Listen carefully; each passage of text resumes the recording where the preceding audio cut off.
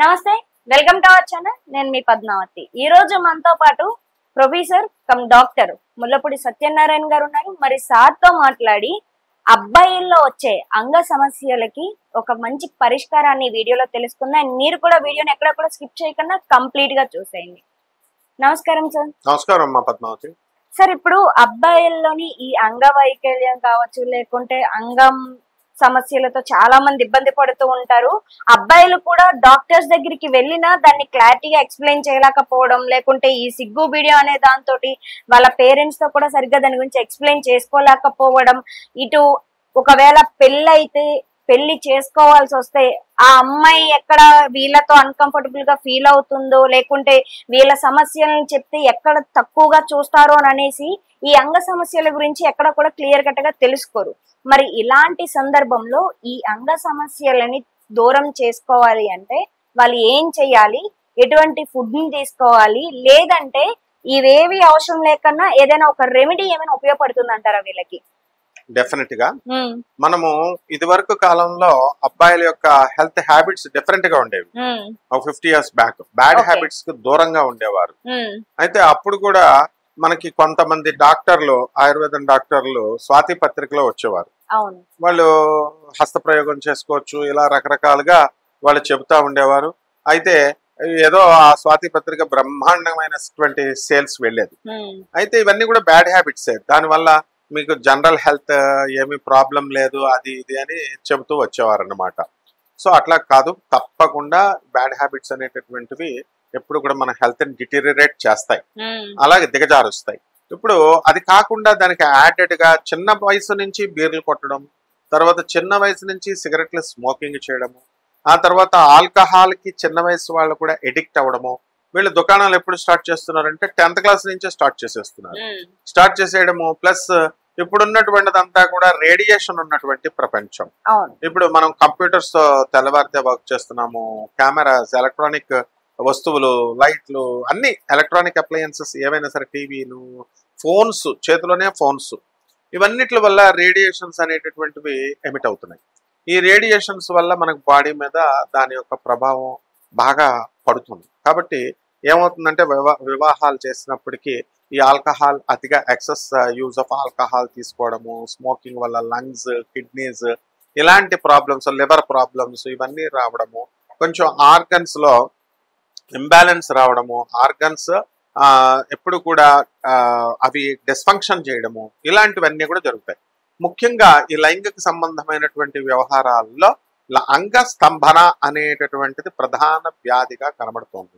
ఇప్పుడు ఇది వరకు ఎప్పుడో 60 years 70 years దాటిన తర్వాత, మెయిన్ గా 70 years దాటిన తర్వాత అప్పుడు రాగులు, సజ్జలు, తర్వాత గోధుమలు, ఇలాంటి ఐరన్ ఫుడ్ తో వాళ్ళు తినేవారు కాబట్టి నూకలు అవన్నీ తినేవారు. ఇప్పుడు వచ్చేటటువంటి బియ్యంలో మనము ఏం చేస్తున్నాం, పైన తవుడు తీసేస్తున్నాం. తవుడు తీసేయడం వల్ల మనకి దాంట్లో బలం ఉండట్లేదు. సో ఈ యొక్క దానివల్ల ఏమవుతుందంటే మనకి ఈ అంత బలం ఆర్గానిక్ గా ఉండడం లేదు. సో ఆర్గానిక్ ఫుడ్ అని చెప్పి, ఆర్గానిక్ కూరగాయలు అని చెప్పి ఈ మధ్యకాలంలో వస్తూ ఉన్నాయి.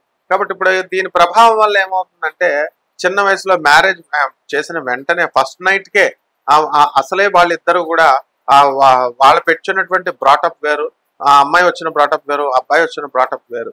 వాళ్ళిద్దరూ కూడా ఏం చేస్తున్నారండి, వాళ్ళు అసలే కంగారుగా ఉంటే ఈ శోభనంలోనే ఈ అబ్బాయి ఫెయిల్ అవ్వడము, లేకపోతే అమ్మాయి తర్వాత చూద్దాంలే అని చెప్పి ఆమె ఇంటిమసీ డెవలప్ చేయకుండా దూరంగా ఉండడం, ఇవన్నీ కూడా గొడవలకు కారణాలు అవుతున్నాయి. అందువలన ఏమవుతున్నాయంటే అక్కడ ఫెయిల్ అవడం వల్ల ఈ అంగస్తంభన వ్యాధి అనేటటువంటిది ఉందని బయటపడము, వాళ్ళ పేరెంట్స్ లో చెప్పడము, ఇవన్నీ కూడా పెద్ద గొడవలు అవ్వడము, విడాకులకి దారి తీయడము, ఇలాంటివన్నీ కూడా జరుగుతుంది. కాబట్టి ఇవన్నీ కూడా ఏం చేయాలంటే మనకి రెమెడీ అడిగావు కాబట్టి నువ్వు ఆ రెమెడీ రూపంలో చేద్దాం. మామూలుగా అయితే ఫుడ్ ఐటమ్స్ లో అయితే జనరల్ గా వీళ్ళు బనానాస్ తినడము, వాల్నట్స్ తినడము, స్పైనాచ్, పాలకూర, తోటకూరలు తినడము, ఆ తర్వాత మనకి అక్రూట్ ఫ్రూట్ అని ఉంటుంది, అదే ఈ వాల్నట్స్ అనమాట. అండ్ నెక్స్ట్ బ్లాక్ బెర్రీస్, నేరేడు పండ్లు, ద్రాక్ష పళ్ళు, బ్లాక్ గా ఉన్నవి, క్లాన్ బెర్రీస్, ఇలాంటివన్నీ తినడము. ఆ తర్వాత వెల్లుల్లిపాయ ఎక్కువగా, ఆనియన్ ఎక్కువగా యూజ్ చేయడము. ఆ తర్వాత ఈ యొక్క వస్తువులు అన్ని కూడా తినడం వల్ల different enzymes, different proteins and different వస్తువులన్నీ కూడా మనకి ఈ వైటమిన్ ఈ, టమాటాలు తినడము, ఇలాంటి వాటి వల్ల మనకి హెల్త్ సప్లిమెంట్స్ గా వీటిని ఉపయోగించుకొని మనం హెల్త్ ని మనం ఇంప్రూవ్ చేసుకుంటాం. అండ్ ఈ యొక్క స్పర్మ్ కౌంట్ కూడా బాగా పెరుగుతూ ఉంటుంది. అసలు అంగస్తంభన లేకపోయినా కూడా స్పర్మ్ రిలీజ్ అనేటటువంటిది జరుగుతుంది. కాబట్టి ఇక్కడ గట్టి పడ్డము కావాలి. అందువల్ల చాలా మంది పెద్ద వయసు వచ్చినటువంటి వాళ్ళకు ఉన్నటువంటి సమస్య, అలాగే ముఖ్యంగా ఈ ఆల్కహాల్, ఈ యొక్క ఇది సిగరెట్ల స్మోకింగ్ వల్ల వచ్చేటటువంటి సమస్య. కాబట్టి ఆయుర్వేదంలో మనకి సింపుల్ గా న్యాచురల్ గా దొరికేటటువంటి మనం ఫుడ్ సప్లిమెంట్స్, ఏ డేంజర్ ఇంటేక్ మనం తీసుకోవట్లేదు కాబట్టి మెడిసిన్ గా ఈ ప్రయోగం చాలా మంచిది, పెద్దలంతా కూడా చెప్తారు. ఇప్పుడు ఈ జాజికాయ అనేటటువంటి దాన్ని తీసుకొని దాన్ని బాగా గంధం తీసినట్టుగా జాజికాయ గంధం తీయాలి. ఇలాగా నూరతా ఉంటే గంధం లాగా పేస్ట్ లాగా వస్తుంది. దాంట్లో మనము పచ్చ కర్పూరము, ఇప్పుడు హారతి కర్పూరం ఉంది కదా, మామూలు కర్పూరం, పచ్చ కర్పూరం ఇప్పుడు తిరుపతి లడ్డూల్లో వేస్తున్నాము. అలాగే దేవుడికి కూడా ఇప్పుడు పచ్చ కర్పూరంతో చేస్తే మీకు బ్రహ్మాండమైనటువంటి వరాలు ఇస్తాయంటే అందరూ కూడా ఇప్పుడు పచ్చ కర్పూరంతో హారతిస్తున్నారు. అది మరీ అంత కాస్ట్లీ కాదు కానీ కొంచెం కాస్ట్లీ. సో ఈ యొక్క పచ్చ కర్పూరం పేస్ట్ అందులో దానికి రాసి నువ్వుల నూనెను వేడి చేసి దీనంతా కలిపి ఆ పేస్ట్ చేసి ఈ అంగం పైన దాన్ని ఒక పేస్ట్ గా కనుక రాసినట్లయితే కొంతవరకు ఈ అంగస్తంభన వ్యాధి అనేటటువంటిది తగ్గి ఎరెక్టైల్ డిస్ఫంక్షన్ ప్రాబ్లం నుంచి ఓవర్కమ్ అయ్యి ఎరెక్టైల్ ఈ యొక్క పెనిస్ ఎరెక్ట్ అవ్వడానికి అవకాశాలు ఉంటాయి. కొంచెం కొంతసేపు ఎరెక్ట్ గా ఉండడానికి అవకాశాలు ఉంటాయి. అది కాకుండా వీళ్ళు ఏం చేయాలంటే వీటిలన్నిటికీ కారణం ఏంటంటే ఇదివరకు కాలంలో వెనీరియల్ డిసీజెస్ వచ్చేవి, సిఫిలిస్, గనేరియా అని. గత చిన్నప్పుడు మనము ప్రాస్టిట్యూట్స్ దగ్గరికి వెళ్ళడము, వితౌట్ కండోమ్ దగ్గరికి వెళ్ళడము, వాళ్ళకున్నటువంటి ఈ యొక్క సిఫిలిస్, వెనీరియా అనేటటువంటి అప్పుడు మనము ఈ టెర్రామైసిన్, ఈ పెనిడ్జోర్ ఇలాంటి ఇంజెక్షన్స్ అన్ని ఉండేవి. సో అవి వాటి ద్వారా మనకి కొంతవరకు సప్రెస్ చేయగలుగుతాం తప్ప ఆ వైరస్ అనేటటువంటిది కంప్లీట్ గా ఉంటుంది. అంతేకాదు మనము ఈ యొక్క టెస్టింగ్ చేసినప్పుడు మనం ఈ బ్యాక్టీరియా, ఈ వైరస్ అంతా కూడా మనం ఏం చేసేవాళ్ళం అని అంటే కొంతకాలము మనం దీన్ని అబ్జర్వేషన్ లో ఉంచేవాళ్ళం. అబ్జర్వేషన్ లో ఉంచి దాన్ని పెంచేవాళ్ళం. పెంచి దానికి బాంబే ల్యాబ్స్ కి దానికి మనకి పంపించడం అనేటటువంటిది జరిగేది.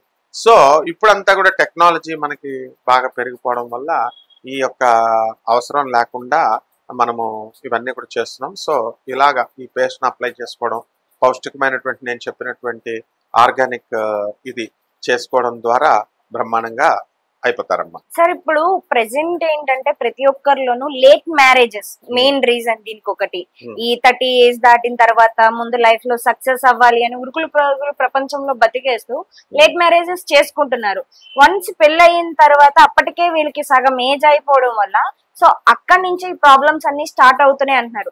అసలు దీనికి ఏదైనా ఒక సొల్యూషన్ ఉందండి? రెండో వచ్చేసి చాలా మంది టాబ్లెట్స్ యూజ్ చేస్తున్నారు దీనికోసం. నిజంగా టాబ్లెట్స్ యూజ్ చేస్తే వర్క్ అవుతాయి అంటారా దీనికి? మామూలుగా నేను ఇందాక చెప్పినట్టుగా ఈ యొక్క చిన్నప్పటి నుంచి ఉండేటటువంటి బ్యాడ్ హ్యాబిట్స్ వల్ల ఈ వైరల్ ఇన్ఫెక్షన్స్ రావడము, దానికి సెన్సిటివిటీ అండ్ కల్చర్ కి మనం పంపించడము, 3 రోజులు దాన్ని పెంచిన తర్వాత ఏ టైప్ ఆఫ్ బ్యాక్టీరియా, ఏ టైప్ ఆఫ్ వైరల్ ఇన్ఫెక్షన్ సోకింది అనేటటువంటిది మనం డయాగ్నోస్ చేసేవాళ్ళం, ఐడెంటిఫై చేసేవాళ్ళం. ఆ తర్వాత ఇప్పుడు కాలక్రమేణా ఏమవుతుందంటే ఇప్పుడు నువ్వు అన్నట్టుగా లేట్ మ్యారేజెస్ అవ్వడము. ఇది వరకు ఎర్లీ మ్యారేజెస్ జరిగేవి. ఎర్లీ మ్యారేజెస్ జరిగినప్పుడు వాళ్ళకి 20 years వచ్చేసరికి పెళ్లి అయిపోయేది, పిల్లడు పుట్టేసేవాడు. 40 years తండ్రికి వచ్చేసరికి 20 years ఎదిగిపోయినటువంటి కొడుకు చేతికి వచ్చేసేవాడు. ఇప్పుడు అట్లా కాకుండా వీళ్ళంతా కూడా వాళ్ళు పాతకాలం వాళ్ళు పెళ్ళైన తర్వాత మనం ఇల్లు కొనుక్కుందాం, రిటైర్మెంట్ ఏజ్ లో ఇల్లు కొనుక్కునేవారు. లేకపోతే రిటైర్మెంట్ ఇంకా ఒక 5 years 6 years ఉండగానగా ఒక కారు కొనుక్కునేవారు పాపం. ఎందుకంటే ఎక్కువ మంది పిల్లలు ఇలా కుటుంబాన్ని పోషించాలి. కానీ ఇప్పుడు ఏమైందంటే మనకి ఇప్పుడున్నటువంటి వాళ్ళంతా కూడా ప్లానింగ్ గా ఇప్పుడే ఇల్లు కొనేసుకోవాలా, వివాహం అయిన తర్వాత ఫస్ట్ ఇయర్ లోనే కొనేసుకోవాలా, బాగా సంపాదించాలా, అసెట్స్ బాగా సంపాదించాలి అనేటటువంటి ధోరణితో లేట్ మ్యారేజెస్ ని వీళ్ళు ప్రోత్సహిస్తున్నారు. అందువలన వీళ్ళంతా కూడా ఇప్పుడు డాక్టర్స్ ఎవరన్నా కనుక మనం చూసుకున్నట్లయితే ఒక 30 years వరకు చదువే ఉంటుంది కాబట్టి అప్పట్లో MBBS అయిన తర్వాత పెళ్లిళ్ళు చేసేవారు. ఎండి ఎగ్జామ్స్ కి వెళ్ళేటప్పుడు, పీజీ ఎగ్జామ్స్ కి వెళ్ళేటప్పుడు పెళ్లి కూతురు డ్రెస్ లోనే మనం మా అక్కని అలాగే మేము తీసుకెళ్లి టెస్ట్ రాయించి మళ్ళీ రాజమండ్రి నుంచి విజయవాడ వరకు తీసుకెళ్లి మళ్ళీ తీసుకొచ్చేవాళ్ళం. కాబట్టి ఈ విధంగా ఉండేది పరిస్థితి. అటువంటిది ఇప్పుడు ఏంటంటే ఈ సాఫ్ట్వేర్ ఇంజనీర్లు వీళ్ళు కూడా బాగా సంపాదించి మనం సంపాదించాలి. వీళ్ళు కూడా ఇంజనీరింగ్ వాళ్ళు అసలు అంతకాలం అవసరం లేదు, మిగతా ప్రొఫెషన్స్ వాళ్ళు ఏదో డాక్టర్ల కంటే తప్పదు. మరి అలాంటిది వీళ్ళు కూడా అలా చేసుకోవడము, దానివల్ల లేట్ మ్యారేజెస్ వల్ల కొన్ని ప్రాబ్లమ్స్ రావడము. అది కాకుండా మ్యారేజ్ అయిన తర్వాత ఒక 3 years దాకా సంతానం కలగకుండా ఉండాలి అని ఇంతకు ముందు కూడా అప్పుడు కూడా ప్లానింగ్ ఉండేది. ప్లానింగ్ చేసుకుంటున్నాము అని చెప్పేసి కండోమ్స్ వాడటము, లేకపోతే డిఫరెంట్ టాబ్లెట్స్ వాడటము, ఇలాంటివన్నీ చేస్తున్నారు. దీనివల్ల పిల్లల్ని ఆపుకోవడం వల్ల ఈ హార్మోనల్ ఇంబ్యాలెన్స్ వచ్చి ఈ మెన్స్ట్రల్ సైకిల్లో ఇర్రెగ్యులారిటీ వచ్చేటటువంటి అవకాశాలు ఎక్కువగా ఉన్నాయి. ఇప్పుడు అందరూ కూడా అదే అనుభవిస్తున్నారు. ఆ తర్వాత ఈ హార్మోనల్ ఇంబ్యాలెన్సే కాకుండా ఈ తర్వాత ఈ కండోమ్స్ ఇలాంటివన్నీ కూడా లేకుండా ఎప్పుడైనా అక్కడే కానీ వెంటనే పిల్లలు పుట్టుతున్నప్పుడు చిన్న ఏజ్ లోనే పిల్లలు పుడుతుంటే దానికి అబార్షన్స్ కి వెళ్ళిపోతున్నారు. ఇది చాలా దారుణమైనటువంటి విషయం. అబార్షన్స్ కి వెళ్ళడం వల్ల ఏమవుతుందంటే హెల్త్ డిటీరియరేట్ అవుతుంది. కాబట్టి ఈ విధంగా 1-2 సార్లు అవడం వల్ల మనకు ఆ శక్తి కోల్పోతాం. కాబట్టి ఇలాంటి అన్ని ఫ్యాక్టర్స్ వల్ల మనకి లేట్ మ్యారేజెస్, తర్వాత ఎప్పుడో మనం కావాలనుకున్నప్పుడు 40s లో కావాలి అనుకున్నప్పుడు పిల్లలు పుట్టినప్పుడు వీళ్ళని పెంచే ఓపిక ఉండదు. ఆ తర్వాత ఆ పరిసరాలు ఆ పరిస్థితులు కూడా ఉండవు. కాబట్టి అప్పుడు కూడా ఛాన్సెస్ క్రమేపీ 40s దాటే దగ్గరికి వచ్చేసరికి తగ్గుతూ ఉంటాయి స్త్రీలకి. కాబట్టి ఈ కోణాల రీత్యా మనమే అర్లీ కాకుండా మనము కొంచెం మామూలు జాబ్ వచ్చిన తర్వాత చేసుకోవడము అనేటటువంటి విధానంలో ఉంటే బాగుంటుంది. అలా కాకుండా మేము టోటల్ సెటిల్ అయిపోవాలా, మేము ఫారెన్ వెళ్ళిపోవాలా, ఫారెన్ లో ఉండాలా, ఆ వాతావరణం కూడా అక్కడ సరిపడాలా, వీళ్ళ హెల్త్ డిటీరియరేట్ అవుతుంది. ఈ ఫారెన్ మోజు ఇలాంటి సొసైటీలో పక్కింటి వాళ్ళ పిల్లలు ఫారెన్ వెళ్ళారని మనం వెళ్ళడము, ఇలా మన హెల్త్ కి మనకు సరిపడినంత వరకు అటువంటి ఊర్లో వెళ్ళడము ఇలాంటివన్నీ వేస్ట్ అనమాట. కాబట్టి మన హెల్త్ కి సూట్ అయ్యే విధంగా మనం చేసుకుంటే మనకి బ్రహ్మాండంగా ఉంటుందమ్మా. ఎర్లీ మ్యారేజ్ అని అవసరం లేదు, మామూలు అవ్వాల్సినటువంటి నార్మల్సీలో అయితే నార్మల్ గా ఉంటుంది, మనం బ్రహ్మాండంగా ఉంటుంది. నిజంగా సార్ చాలా చక్కగా ఎక్స్ప్లెయిన్ చేశారు. అండ్ అబ్బాయిలకి ఒక చక్కటి సొల్యూషన్ కూడా ఇచ్చారు. అండ్ మన వీడియో వాళ్ళకి బాగా ఉపయోగపడుతుంది అనుకుంటున్నాను. అండ్ ఇంత మంచి సబ్జెక్ట్ మాకు కూడా ఇచ్చినందుకు మీకు కూడా thank you so much. Thank you అమ్మ.